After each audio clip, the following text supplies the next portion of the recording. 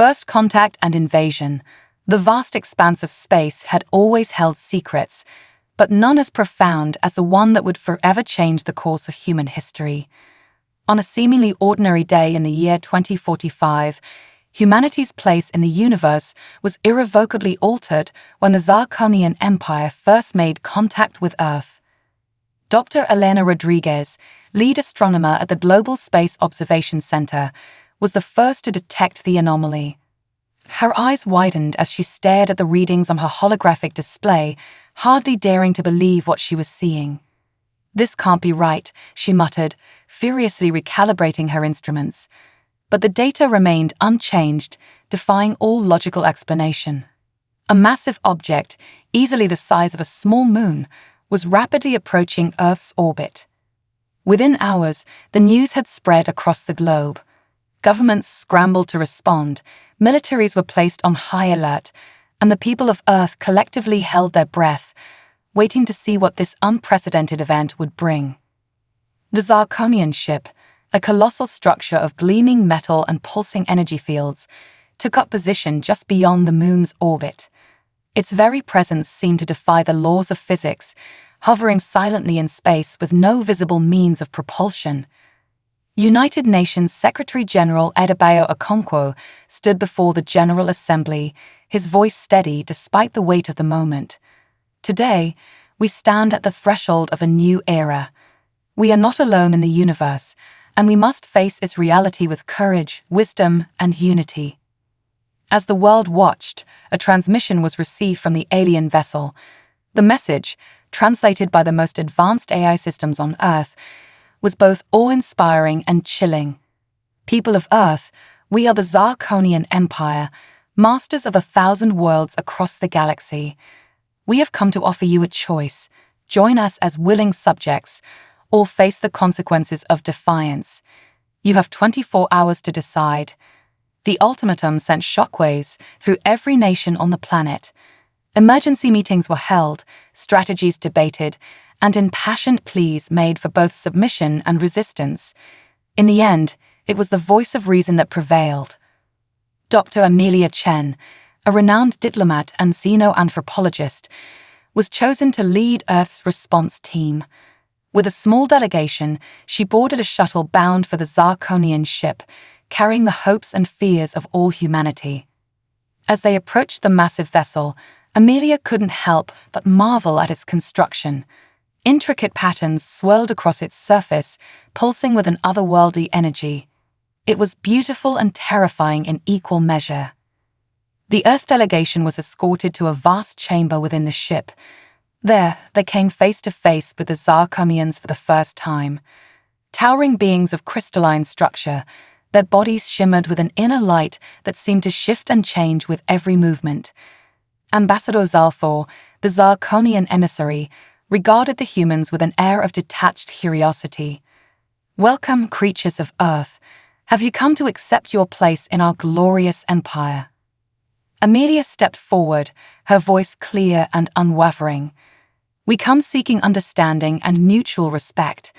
Earth is home to billions of sentient beings, each with their own hopes, dreams, and potential.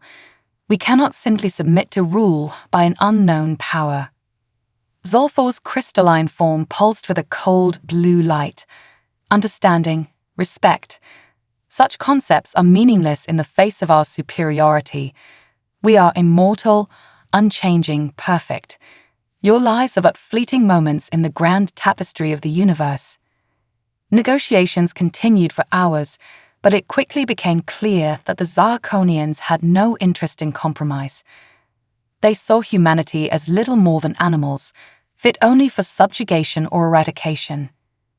As the Earth delegation prepared to depart, Amelia made one final plea. "Please reconsider. Our species may be young, but we have achieved so much in such a short time. Given the chance, we could contribute greatly to the galaxy." Zolfor's response was chilling in its finality. "Your time is up, humans. You have made your choice. Prepare to witness the power of the Zirconian Empire." As the shuttle raced back to Earth, Amelia's heart sank. She knew that they had failed, and that the consequences would be dire. The invasion began without warning. Zarkonian warships appeared in skies across the globe, their weapons unleashing devastation on a scale never before seen. Cities were reduced to rubble, military installations obliterated, and millions of lives snuffed out in the blink of an eye. Earth's defenses, so carefully prepared over decades of Cold War and international tensions, proved woefully inadequate against the advanced technology of the invaders. Missiles were swatted from the sky, fighter jets disintegrated mid-flight, and even the most hardened bunkers offered little protection against the Zarkonian onslaught. In the chaos of those first few hours, it seemed as though all hope was lost. But even as the world burned around them, pockets of resistance began to form. Soldiers fought on against impossible odds, civilians risked their lives to save others, and scientists worked frantically to understand and counter the alien technology. Dr. Elena Rodriguez, the astronomer who had first detected the Zarkonian approach, found herself at the heart of one such resistance cell. Hidden away in a makeshift underground lab, she pored over the data collected during the initial contact, searching desperately for any weakness in the invaders' seemingly impenetrable defenses. "There has to be something," she muttered, her eyes red-rimmed from lack of sleep.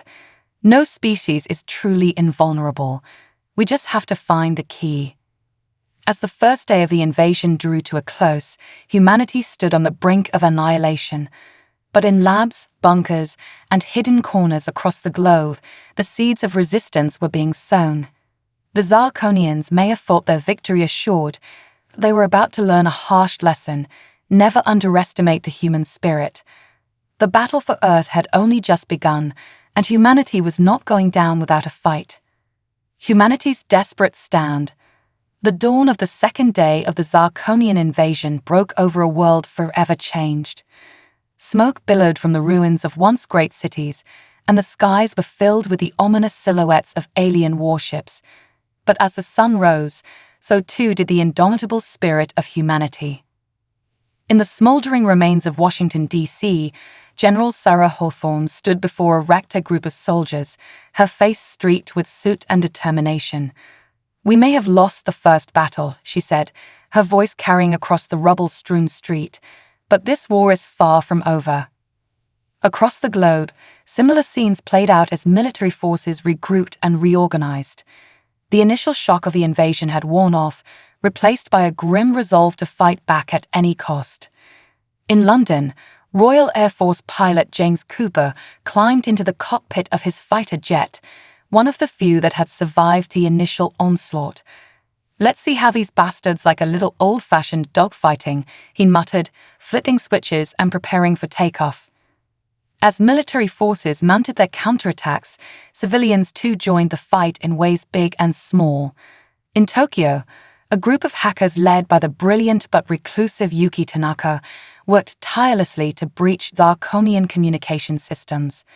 "If we can disrupt their coordination," Yuki explained to her team, "we might just give our forces a fighting chance." In the Brazilian rainforest, indigenous tribes used their intimate knowledge of the land to ambush Zarkonian ground forces, proving that sometimes ancient wisdom could triumph over advanced technology. But perhaps the most significant development was taking place in a hidden underground facility beneath the Alps. Dr. Elena Rodriguez, working with a team of international scientists, had made a breakthrough. "Look at this," she said, pointing to a complex series of equations on a holographic display. "The Zarkonians' energy shields operate on principles similar to our own quantum field theories, just far more advanced. But if we can reverse engineer their technology..." Her colleague, Dr. Aidan O'Brien, finished the thought. "We might be able to develop a weapon capable of penetrating their defenses." As the scientists worked feverishly on their potential game-changer, the battle raged on above ground. In orbit, the remnants of Earth's space forces engaged in a desperate battle against the Zarkonian fleet. Captain Maria Suarez of the ISS defense platform watched as another human ship exploded in a silent burst of light. "We can't keep this up forever," she said grimly to her XO, "but we'll buy the ground forces every second we can." On the ground, the tide of battle ebbed and flowed. In some areas, human forces managed to push back the alien invaders, if only temporarily. In others, Zarkonian technology proved too overwhelming, and all that could be done was to slow their advance. In the ruins of Sydney, a group of survivors led by former park ranger Jack Thompson used guerrilla tactics to harass Zarkonian patrols. "They may have us outgunned," Jack told his makeshift militia, "but we know these streets better than they ever will." As the day wore on, reports began to filter in from around the world. The Zarkonians, it seemed, were not as invincible as they had first appeared. Their ground forces, while formidable, could be overcome with the right tactics. Their energy weapons, while devastating, had limited power reserves that could be depleted. In Moscow, a team of engineers led by Dr. Svetlana Petrova had managed to salvage a downed Zarkonian fighter. "If we can understand how their propulsion systems work," she explained to her team, "we might be able to develop countermeasures." But for every small victory, there were setbacks. The Zarkonians responded to human resistance with increasingly brutal tactics, leveling entire cities and turning vast swaths of land into uninhabitable wastelands. In orbit, Ambassador Zalfor watched the ongoing conflict with growing frustration. "These humans are proving more resilient than anticipated," he grudgingly admitted to his war council. "Perhaps it is time to deploy our more advanced weaponry." Back in the Alpine Research Facility, Dr. Rodriguez and her team were on the verge of a major breakthrough. "We've isolated the frequency of their shield harmonics," she announced, her eyes bright with excitement despite her exhaustion. "With this information, we can begin developing a weapon that can penetrate their defenses." But even as hope began to flicker, a new threat loomed on the horizon. The Zarkonian mothership, a behemoth that dwarfed even their largest warships, began to move into position above the Earth. General Hawthorne, now coordinating global military efforts from a mobile command center, received the news with grim determination. "Whatever they're planning, we need to stop it," she said to her staff. "Get me in touch with our best Special Forces teams. We're going to need to take the fight to them." As plans were laid for a daring mission to infiltrate the Zarkonian mothership, Dr. Rodriguez and her team worked against the clock to complete their new weapon. The fate of humanity hung in the balance, with victory or extinction the only possible outcomes. In cities and villages, in mountains and deserts, humans from all walks of life continued to resist the alien invasion. Farmers turned their tools into weapons, teachers became strategists, and children acted as scouts and messengers. The Zarkonians, for all their advanced technology and supposed immortality, found themselves facing an enemy unlike any they have encountered in their long history of conquest. Humanity's greatest strength, it turned out, was not in their weapons or their science, but in their unwavering spirit and their ability to adapt and overcome. As the second day of the invasion drew to a close, Earth was battered but unbroken. The Zarkonians had expected a swift victory, but instead found themselves embroiled in a conflict that would test the limits of both species. In the darkness of space, aboard the Zarkonian mothership, Ambassador Zalfor gazed down at the blue planet below. For the first time in his long existence, he felt a flicker of doubt. These humans were proving to be far more than the simple creatures he had initially dismissed them as. As both sides prepared for the next phase of the war, one thing became clear. This conflict would reshape the destiny of not just Earth, but the entire galaxy. The battle for humanity's future was far from over, and the greatest challenges and revelations were yet to come. The turning point. As the third day of the Zarkonian invasion dawned, humanity found itself at a crossroads. The initial shock had worn off, replaced by a grim determination to survive and a growing understanding of their alien foes. It was in this crucible of conflict that human ingenuity truly began to shine. In the underground facility beneath the Alps, Dr. Elena Rodriguez and her team had achieved a breakthrough that would change the course of the war. "We've done it," she announced, her voice hoarse from exhaustion but tinged with excitement. "We've developed a prototype weapon capable of penetrating Zarkonian shields." The device, dubbed the Pulse Disruptor, was a testament to human adaptability. By reverse engineering salvaged Zarkonian technology and combining it with cutting-edge Earth science, they had created something the aliens had never anticipated. As news of the breakthrough spread, a spark of hope ignited across the globe. But developing a prototype was only the first step. Now they needed to mass-produce the weapon and get it into the hands of fighters around the world. In what remained of Silicon Valley, tech mogul turned resistance leader Marcus Chen mobilized his company's resources. "We're retooling every factory, every 3D printer, every production line," he declared. "If it can be built, we'll build it." Meanwhile, on the front lines, humanity's forces were learning to fight smart rather than just hard. Colonel Amira Hassan, leading a multinational task force in the Sahara, had developed new tactics to combat the Zarkonian ground forces. "Their technology may be advanced," she explained to her troops, "but their tactics are predictable. They rely too heavily on brute force. We'll use that against them." Using a combination of guerrilla warfare, advanced camouflage techniques, and innovative use of Earth's varied terrains, human forces began to score victories against the invaders. The Zarkonians, used to easy conquests, found themselves increasingly frustrated by the humans' resourcefulness. In orbit, the situation remained dire, but even there, humanity refused to give up. Captain Maria Suarez, commanding the last remnants of Earth's space forces, had a daring plan.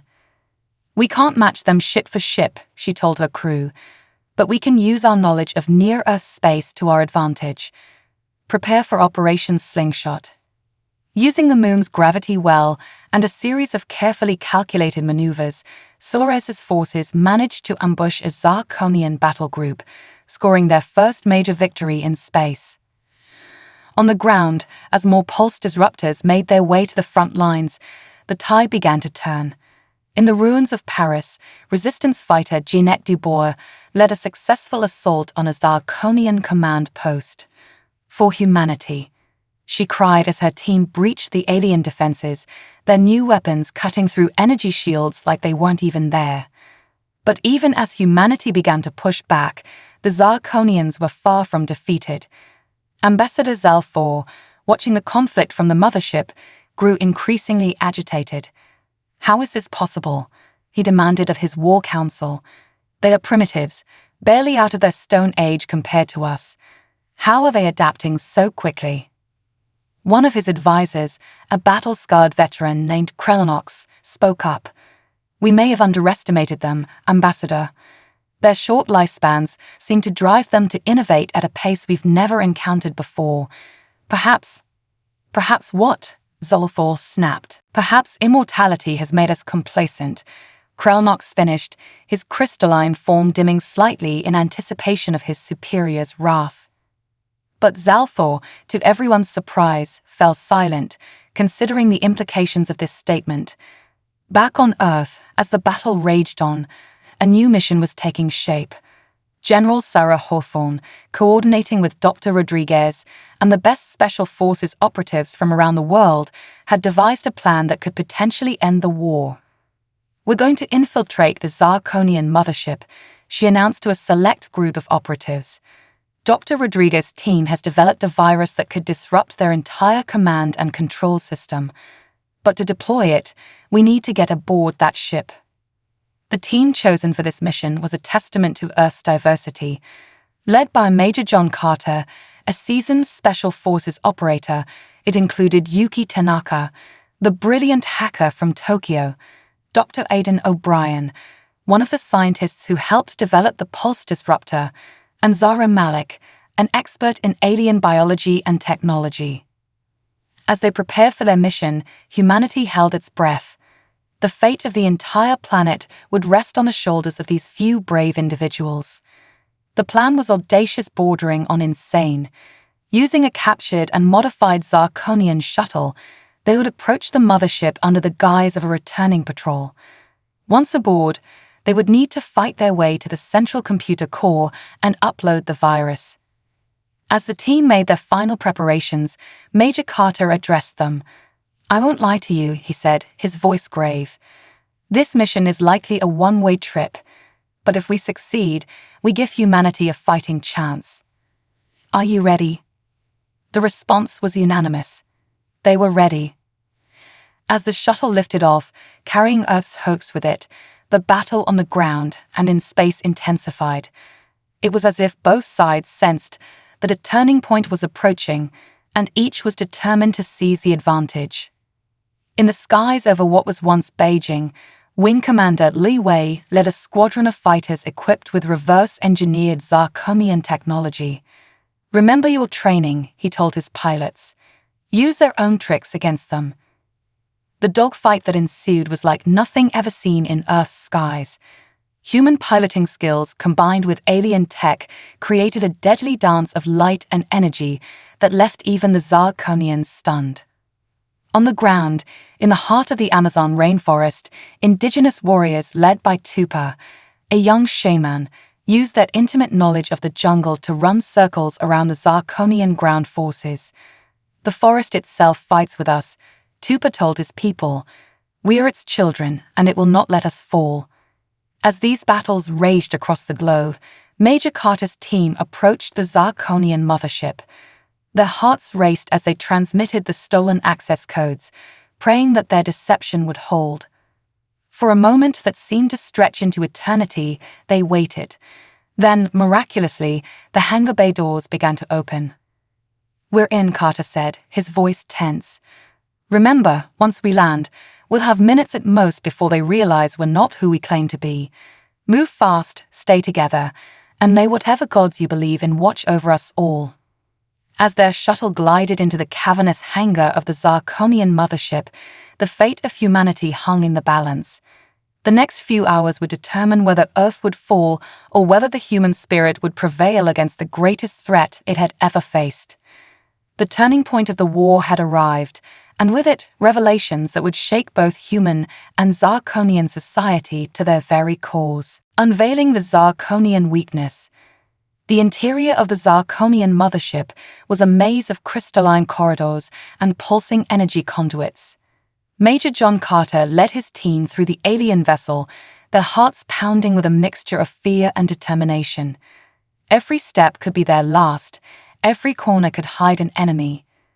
"We're approaching the central computer core," whispered Yuki Tanaka, her eyes glued to a holographic map projected from a device on her wrist. "But security is tighter than we anticipated." Dr. Aidan O'Brien, clutching the data drive containing the virus, nodded grimly. "We've come too far to turn back now. Whatever it takes, we have to succeed." As they rounded a corner, they came face to face with a patrol of Zirconian guards. For a split second, both groups froze in surprise. Then, chaos erupted.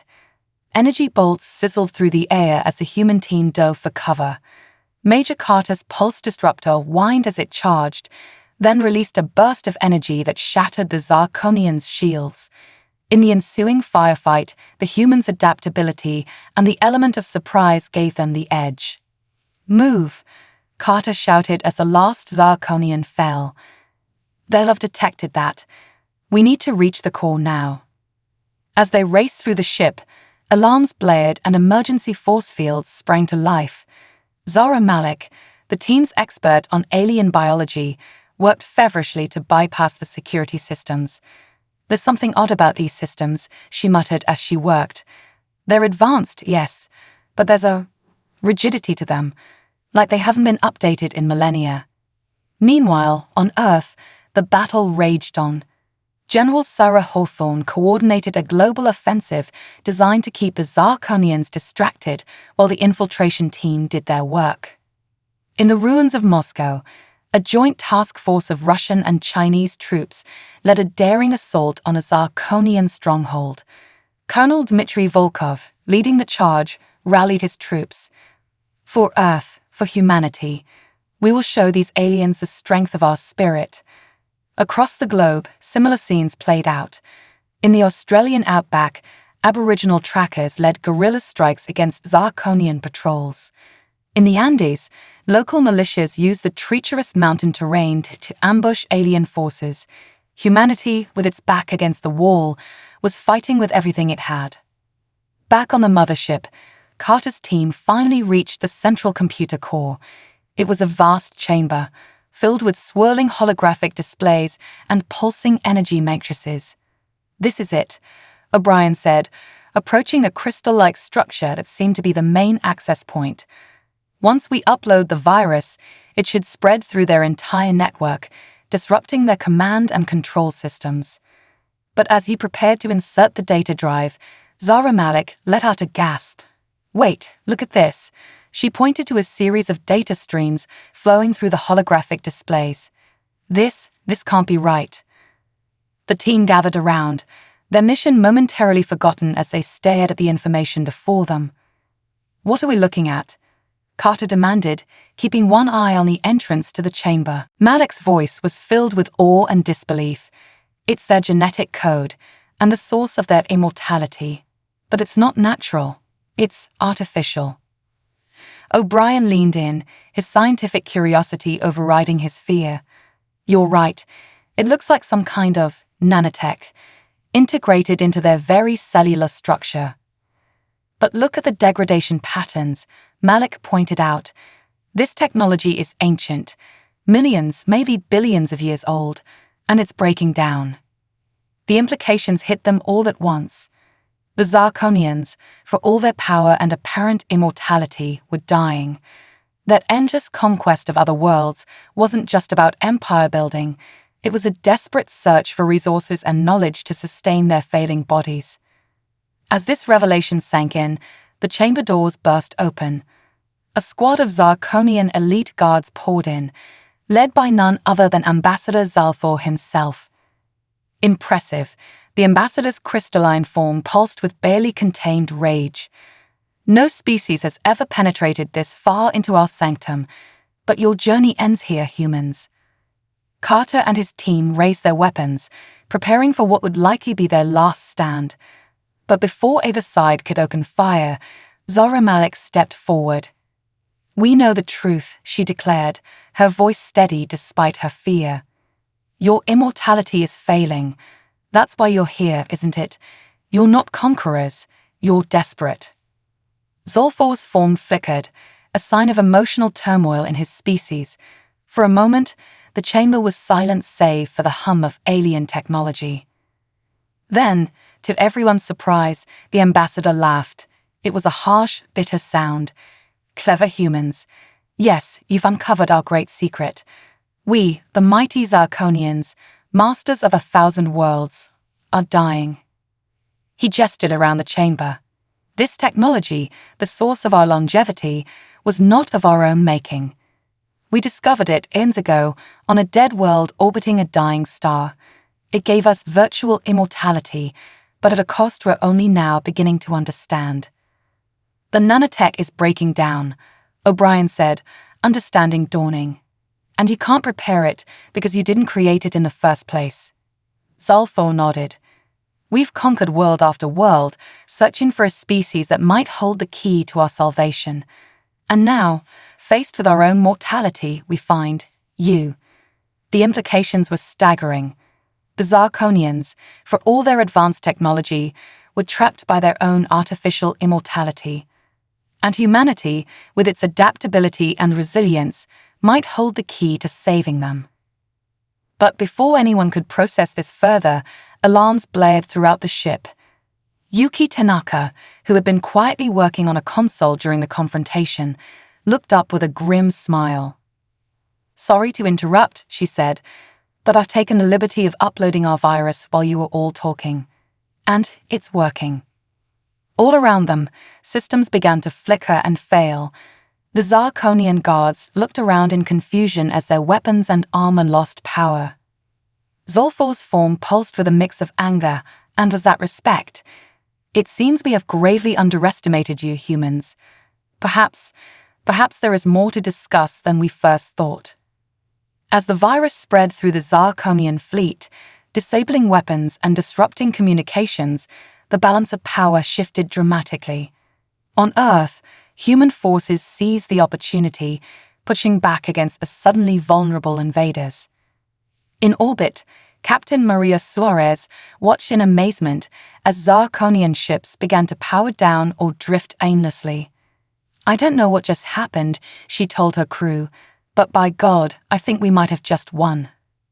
Back on the mothership, Major Carter faced Ambassador Zalfor, two species divided by technology and ideology, yet now bound by a common crisis.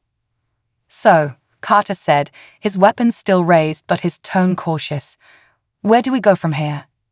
As human and Zarkonians stared at each other, the fate of both species hung in the balance. The war had reached its turning point, but the greatest challenges and opportunities still lay ahead. The final battle.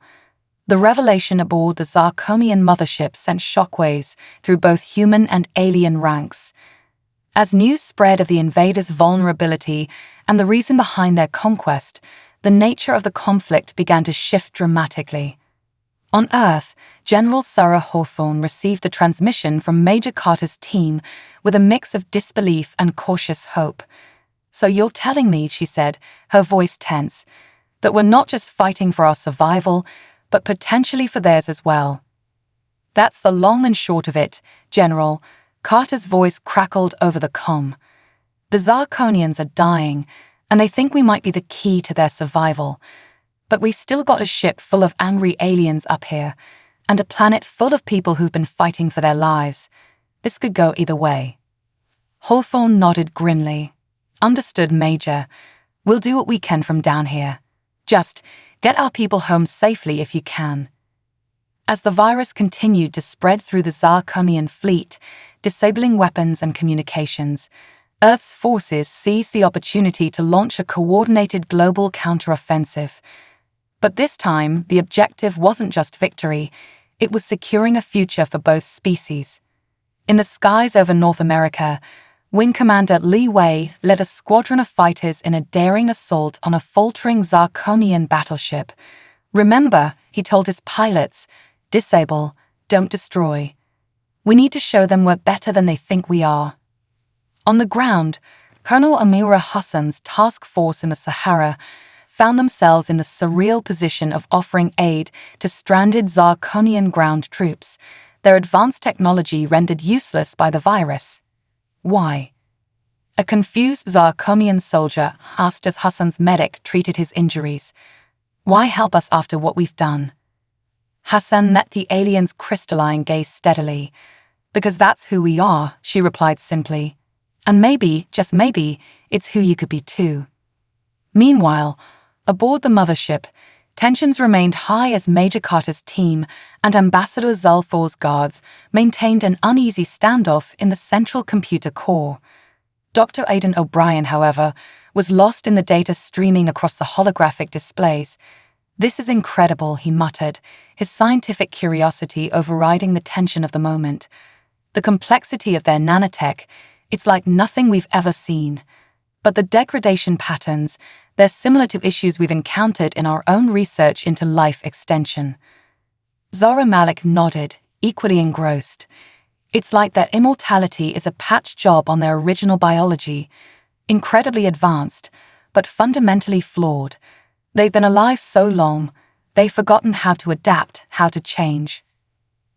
Ambassador Zalfor, listening to their discussion, felt a mix of hope and bitterness. "You speak of change as if it was simple," he said. "We have been as we are for eons. The thought of death, of true ending, it terrifies us." Major Carter stepped forward, his weapon lowered but still at the ready. "Life isn't about avoiding death, Ambassador. It's about making the most of the time we have. Maybe that's something we could teach you."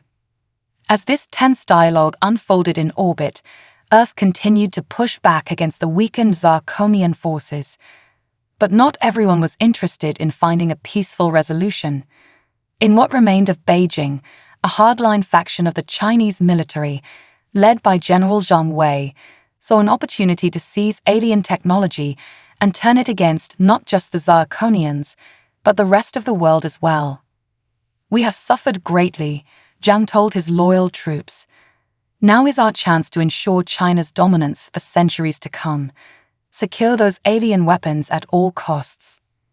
As news of this betrayal reached the global command, General Hawthorne realized they were now fighting a war on two fronts, against the remaining hostile Zirconians, and against human opportunists who would doom any chance of peace. Carter, she radioed the team on the mothership, "We've got a situation down here.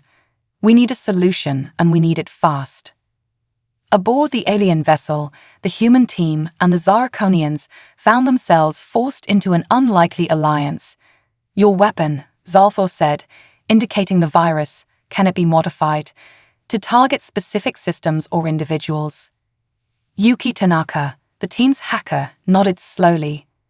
"Theoretically, yes, but we need access to your full command protocols and a way to distinguish friend from foe."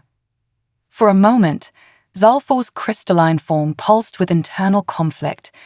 Then, to everyone's surprise, he interfaced directly with the ship's systems. "You shall have what you need," he said. "Let us hope this trust is not misplaced." What followed was a frantic race against time. As battles raged across the globe, Tanaka and O'Brien worked feverishly alongside Zirconian technicians to modify the virus. Their goal: to create a weapon that could disable hostile forces, both human and alien, without causing permanent harm. In orbit, Captain Maria Suarez coordinated with the mothership to position Earth's remaining satellites for maximum coverage. "I never thought I'd be working alongside the very aliens who tried to kill us," she muttered. "But then, I never thought I'd be in space at all. Funny old world." As the modified virus was prepared for deployment, tensions reached a boiling point on the surface. In the ruins of Shanghai, General Zhang's forces clashed with a coalition of international peacekeepers led by Colonel Dmitry Volkov. "This is madness, Zhang," Volkov shouted over the din of battle. "We're on the brink of something unprecedented. Peace with an alien race. Don't throw it all away for your own ambition." But Zhang was beyond reason, drunk on the power of the alien weapons his forces had seized. As the battle intensified, it became clear that the future of both human and Zirconian civilizations would be decided in the next few moments. Aboard the mothership, Major Carter looked at the faces of his team, human and Zirconian alike, and took a deep breath. "This is it," he said. "Everything we've fought for comes down to this moment. Are we ready?" Nods all around, human and alien, so recently mortal enemies, now united in a common cause. "Do it," Carter ordered. Yuki Tanaka's fingers flew over the alien console, and with a single command, the modified virus was unleashed. Across the globe and throughout the Zirconian fleet, the effects were immediate and dramatic. Weapons on both sides shut down. Communication systems recalibrated, suddenly allowing for clear dialogue between all factions. And in the minds of every being touched by the virus, human and Zirconian alike, a moment of startling clarity. For one brief, shining moment, the barriers of language, culture, and biology fell away. Human and alien alike saw each other not as enemies, but as fellow sentient beings, flawed, frightened, but possessed of infinite potential. As the dust settled and the weapons fell silent, a new chapter in the history of both species began to unfold. The final battle had been won not with force of arms, but with understanding and cooperation. But even as the first tentative steps toward peace were taken, questions remained. Could two species so different truly find common ground? Would the hardliners on both sides accept this unexpected truce? And what of the Zirconians' failing immortality? Could a solution be found before it was too late? As the sun rose on a new day, humanity and the Zirconians stood at the threshold of a new era. The greatest challenges and the greatest opportunities still lay ahead. A new era begins. The days following the deployment of the modified virus were filled with a mixture of hope, confusion, and lingering tension. As weapons fell silent across the globe and in orbit, both humans and Zirconians found themselves in uncharted territory. In what remained of the United Nations headquarters in Geneva, an unprecedented gathering took place. Human leaders from around the world sat across from Zirconian representatives, including Ambassador Zalfor himself. The air was thick with apprehension and the weight of history. Secretary-General Adebayo Okonkwo, who had led humanity through the darkest days of the invasion, stood to address the assembly. "We stand at a crossroads," he began, his voice steady despite the enormity of the moment. "Our two species have inflicted great harm upon each other, but we have also shown great capacity for understanding and cooperation. The choice before us now is simple, yet profound. Do we continue down the path of conflict, or do we forge a new way forward together?" As translators conveyed his words to the Zirconian delegates, Zalfor's crystalline form pulsed with a complex array of emotions. When he spoke, his words were translated for all to hear. "For eons, we Zirconians have considered ourselves the pinnacle of evolution," he said. "Our immortality made us arrogant, blind to the value of other forms of life. But in our conflict with humanity, we have been humbled. We have seen in you a resilience, an adaptability, and a spirit that we had forgotten in ourselves." The room was silent as the implications of his words sank in. Dr. Elena Rodriguez, invited to the proceedings as a scientific advisor, leaned forward, her eyes bright with curiosity. "Ambassador," she said, "you spoke before of your people's failing immortality. With our combined knowledge, your advanced technology, and our fresh perspective, could we not work together to find a solution?" Zalfor's form flickered in what humans were beginning to recognize as a sign of hope. "That is our deepest wish, Dr. Rodriguez. But we must ask ourselves, is immortality truly the answer? Or have we been asking the wrong question all along?" As discussions continued, the work of rebuilding and reconciliation began around the world. In the devastated cities of Earth, humans and Zirconians worked side by side to clear rubble and construct new homes. The sight of crystalline aliens laboring alongside humans became increasingly common, a symbol of the new era dawning. In orbit, Captain Maria Suarez oversaw the integration of human and Zirconian space forces. "If you had told me a month ago that I'd be teaching aliens how to play poker on the International Space Station," she mused to her XO, "I'd have said you were crazy. But here we are."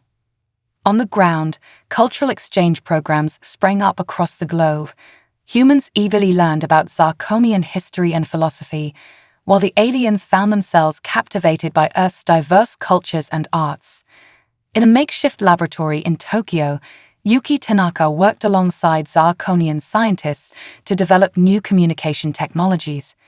"It's amazing," she told a colleague. "Their quantum entanglement tech is centuries ahead of ours, but they never thought to apply it to social media. Can you imagine a social network that spans galaxies?" But not everyone was quick to embrace the new piece. Pockets of resistance remained on both sides. Some humans, scared by the invasion, couldn't bring themselves to trust the aliens. Similarly, some Zirconians struggled to let go of their sense of superiority. General Zhang Wei, the Chinese military leader who had attempted to seize alien technology, stood trial for crimes against humanity. His defiant words echoed the sentiments of hardeners around the world. "We should be subjugating them, not cooperating with them. Humanity should rule the stars." Yet for every voice calling for renewed conflict, there were many more working towards a shared future.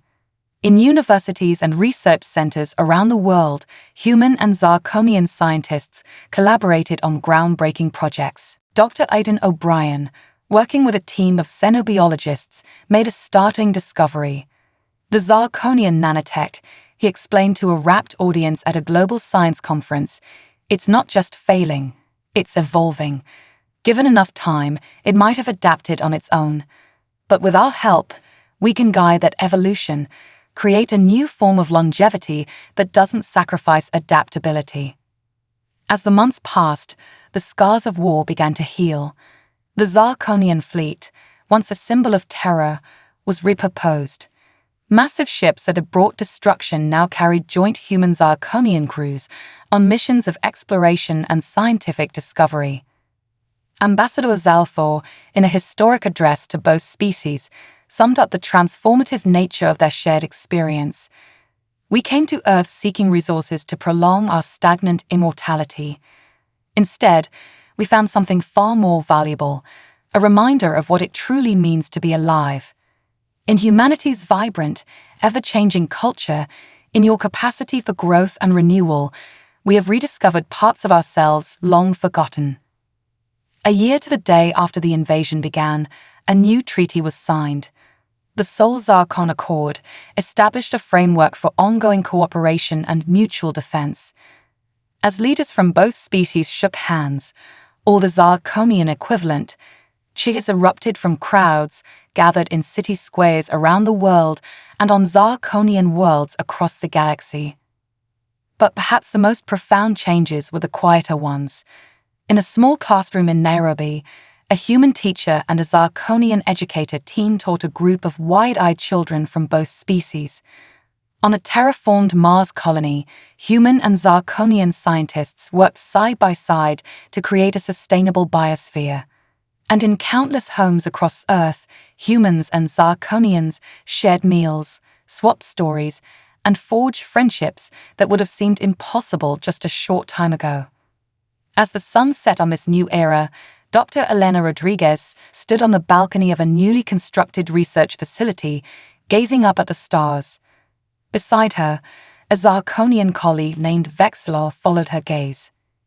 "You know," Elena said thoughtfully, "for all our differences, we're not so different where it really counts. We all want to understand the universe, to grow, to leave something meaningful behind." Vexilor's crystalline form shimmered in agreement. "Indeed, and perhaps that is the true immortality, not an endless existence, but a lasting impact. Together, who knows what wonders we might achieve." As they turned back to their work, the stars twinkled overhead, no longer a battlefield, but a vast frontier of possibility. Humanity had faced its greatest challenge and emerged not just victorious, but transformed. The future that awaited was bright with promise, a testament to the indomitable spirit of life in all its forms. In the end, the greatest mistake of the immortal alien race was not in underestimating humanity's strength, but in forgetting the value of change, growth, and the beautiful impermanence of life. In seeking to conquer humanity, they had instead found salvation, and in the process, both species had discovered a new way forward among the stars.